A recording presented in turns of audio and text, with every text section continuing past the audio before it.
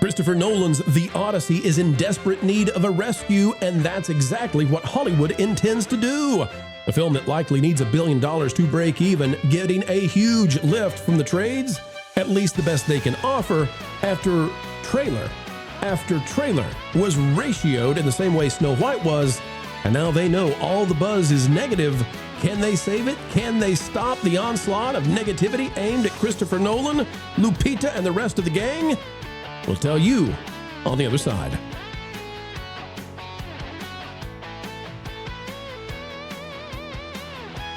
Mr. Bluebird's on my shoulder, and the blue sky is shining above us, folks. Even if the clouds are there, get out there and make the world a better place. That's what we say, and we're striving to do so each and every day, right here on the Pro Channel, bringing you the truth when it comes to entertainment. The latest out of the Odyssey is something you have to see to believe. Propaganda? You better believe it. They're doing everything they can to throw out the helping hand and save Christopher Nolan. Smash the like button, and we'll show you the receipts right now. All right, Hollywood is prepared to save The Odyssey, which is looking very much like One Battle After Another 2.0, a movie that was supposed to make $1 billion and instead died at the box office. But it got a lot of awards because Hollywood loves to insert their own ideologies and dream of hurting conservatives. Marvin Montanaro writing this one off of geeksandgamers.com. The Odyssey press tour will not stop in Greece amid growing debate over Greek representation in the Christopher Nolan film. AKA, this is about the Grecian people, Greco people, and it's a no-go for Hollywood. They're too busy representing everybody else. Authenticity, I think not. And as the ratios are growing, 10-1 negative ratios for this film, Hollywood is preparing to go to the mat to try to save it. Zach Scharf writing this for Variety. The Odyssey first reactions are raves for Christopher Nolan's astonishing, epic, and flawless filmmaking. Breathtaking, bold, and perfection. Now, here's what I can tell you. It's not flawless.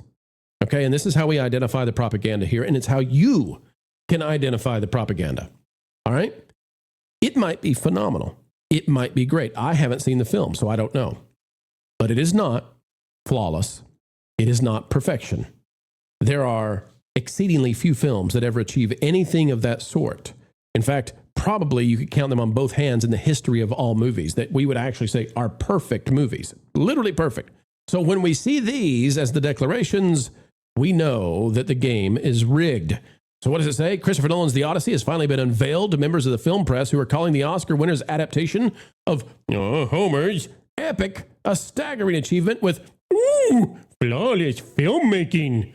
It appears Nolan has hit another huge hit on his hands. For those of you listening and not watching, you're thinking, how is Homer Simpson getting in there? Well, we could do a few impressions. Quote, a filmmaking feast, wrote Collider's Perry Nemiroff. A grand and gripping rendition of Homer's epic and one that feels uniquely Christopher Nolan. It's sincerely hard to imagine any other filmmaker on the planet being able to bring that source material to screen with this much scale, scope, and heart. And all credit to Perry. She doesn't say it's perfect or flawless or anything like that. They went to that one for their first. Discussing Film said it's a staggering achievement. IndieWire said it's the last act rewards the journey, despite some clunkiness along the way. But of course, that's not in the title. But then we get to this. Film journalist Simon Thompson said, flawless filmmaking. Every inch as epic as you'd expect. Leading a stellar cast, Matt Damon gives Odysseus everything in a career best powerhouse performance. Robert Pattinson is outstanding as Antinius. And John Leguizamo's Emmaus is sublime. So, many of these people are calling it perfect. Why are they doing so, folks? Because this is not your mama's Odyssey. This is not your grandpappy's Odyssey, and this is not the Greek Odyssey. No way. Christopher Nolan is going after a complete rewrite of the epic, and that includes modern messaging. Killa Crew says Christopher Nolan tells Amy Poehler about the challenge of adapting the Odyssey, saying you can't compete with how millions of people have already imagined it, so he had to make his own. Here's part of that, folks. We can't play all of it. We'll get hit with the ding, but here's as much as we can bring to you. Compete with the imagination of people who have read and studied the Odyssey. I mean, it's like you're competing with the idea of the Odyssey in a way. It's almost like we've never done this before with any book. Oh, wait, Lord of the Rings. What's he say? I learned this, we all learned this who worked on the Dark Knight trilogy. Like you couldn't compete with people's idea of that amazing character and the, at the time, 75 years of history behind it. This is 3,000 years for people imagining. That's why, Culture, I think we should recast, if we do Lord of the Rings, we should recast. Frodo should be played by Paige. Is it? I can't remember the first name anymore. It's changed, but Paige. Elliot. Yeah. Elliot. Paige.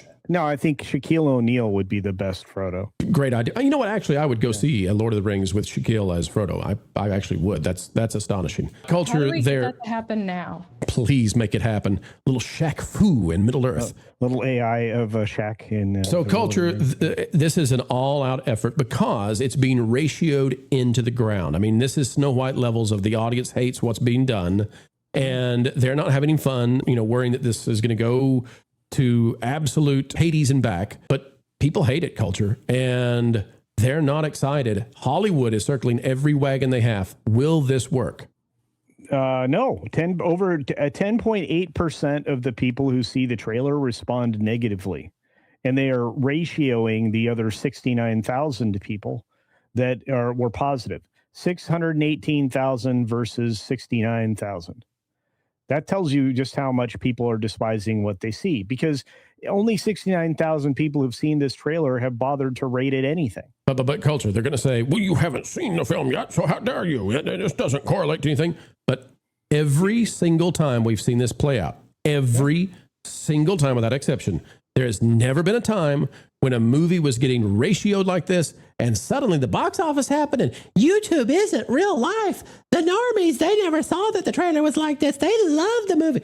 That never happens. That never plays out. It always turns into disaster. Well, it's the same. This is the same defensive play that they made with Supergirl, with exactly the same results. And again, when I know that I always rely on quorum numbers when it comes to this nowadays, but they seem to always turn out to be correct. And if you're looking at 47% intent to go, or interest, I should say, in this film, you're going to get exactly the same kinds of results you did out of Supergirl. Now, mind you, Supergirl, I don't believe was rated R. This is rated R. So you've already limited your audience to adults primarily. Also, how many people are really and truly fans of the Iliad or the Odyssey, specifically the Tale of Odysseus? I think the name Christopher Nolan is going to carry it to some degree. But Carol, what I think is going to happen, and Culture, please weigh in as well. Yeah. What I think is going to happen is, I think it is going to have a big opening weekend. And I think they're going to talk about that. They're going to be like, oh, they defeated the trolls, the YouTubers, they didn't know what they were talking about. And then I think that second weekend, if it's not a good film, and I haven't seen it yet, so I leave that caveat, but if it's not a good film, and if it is as the trailers present, I think you'll see a 75, 77% drop that second weekend if it's not good. And that will be something Hollywood will not be able to contend with. It'll be something they can't stand, that yet again, they could not control the audience. I just hate it. I just hate it. Professional analysis from Carol. I just hate it. I like classic works, and I feel like this thing that we're doing with the Odyssey is a strange deviant butchering of the classical works, and I'm gonna go watch it because I'm probably gonna write a review on it. Welcome to my world. It's like, did you go see it? Of course I had to. I had to. Yeah. I wish, it's such a hallmark, and like there's so many keystones of this story that you can find in classic literature. It shaped our culture. It's created phrases for us, everything. And so just to see somebody with the audacity to be kind of like, oh, I had to reimagine it in my own way because it's I had to change everything. Yeah, it's such an egotistical thing to do. I mean, what kills me is that when I've seen the trailers in the theater for the last few films that I've gone to see, the trailer looks amazing there, right? It looks like it's paying homage to the way it's supposed to be. But I also know what they've been saying on the internet and in their interviews, and it's like, it drives me crazy. Like, it absolutely drives me crazy. I just love this photo. I don't know why I love this photo so much. There's just something in the photo that stands out to me as indicative of everything going wrong with the film. I don't know. Yeah, well, not to mention, but I think a third of the cast are in the next Spider-Man movie, but I could be wrong. Look, the clips, I think, are the things that have been not selling this for me, and letting Lupita Nyong'o go out there and go a full, feminist therapy session on the interview was not a good idea. If you guys haven't seen those clips. Yes, we played that in a previous video. Holy moly. I dropped it in a video I released this morning because I'm like, this lady doesn't understand the audience that she's trying to appeal to. If you could say one thing to historic figure Homer, one of the greatest writers of all time, what would you say? I would say to him, why do you not give women more screen time? I'm sure that was on his mind 4,000 years ago. Three millennia, and at least Christopher Nolan gets that right. What I find rather disgusting, and again, this is just me. Caro doesn't have to be thrown in with what I think, although she is director of Daily Disasters. Guilt by association. Now we're all stuck with your culture. What are you going to do? All I'm going to say is that they got probably the worst casting together for the characters that they're trying to represent in the film, and they're bringing a character from outside of Odysseus's tale. You don't like a rapper being brought in to play the part bard? Of a bard? Yeah. That's not what I'm referring to. You don't like that? No, I'm not a fan. No, and I'm Travis not a fan Scott? of that. I'm not a real fan of his either. He had some very strange Astro World moments down. I think they should have got Bad Bunny to play Helen of Troy. I think they didn't go far enough. Well, they kind of did. Anyway, so I thought that the Elliot Page character was going to be Elpenor, and instead it's Senon, and Senon's not in the story. So how? Well, no. Here you go again. Here you go, claiming that you know the Odyssey better than Caro. Caro left. She's completely left. gone. She's mad at me. I did completely out of there. Sayonara. What did I do? I'm not mad at you. I'm just mad that it happened. Okay, I'm sorry. I feel bad. Like I didn't. I'm sorry. I'm sorry. I'm mad at you. Trust me. When I'm mad at you, it will be a very. Okay, well, don't be mad at me. Don't be mad at me. I'm not. Okay. I'm about to be mad. Here's a little song I wrote.